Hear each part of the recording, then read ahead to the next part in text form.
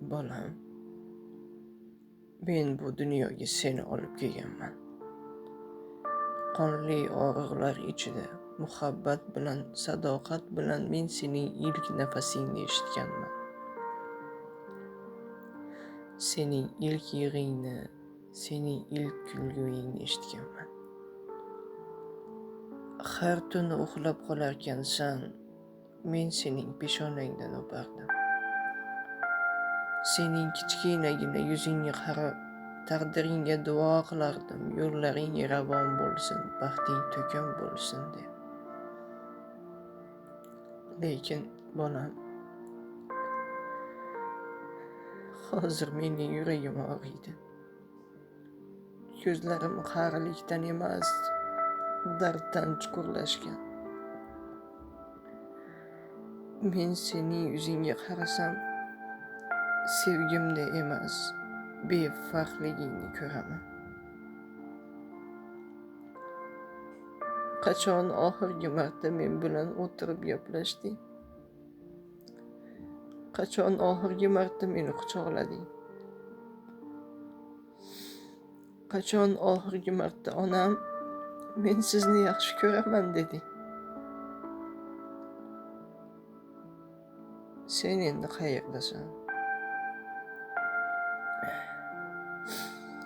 Sening o'z dunyoing bor. Sening o'z ishlaring, orzularing, rejalaring bor. Va men sening hayotingda ortda qoldim. Men sening barmog'ingni tutishni orzu qilmayman.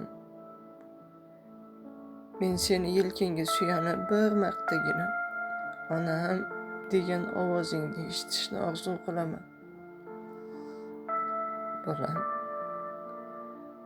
Bolam, men sen uchun oxirgi marta yig'layapman. Mening ko'z yoshlarim so'nggi duo, so'nggi iltimos. Qachondir bu dunyoda men bo'lmayman. Bir kun sen uyga kelasan, ammo mening ovozimni eshitmaysan. Mening qo'llarim seni siypay olmaydi. Shu kuni sen onam qayerda deb so'raysan. Shu kuni sen nega u bilan ko'proq vaqt o'tkazmadim deb afsus qilasan. Lekin bolam, o'sha kuni kech bo'ladi.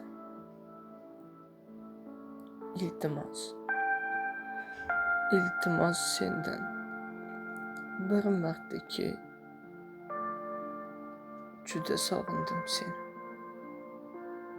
Sog'indim, bolam.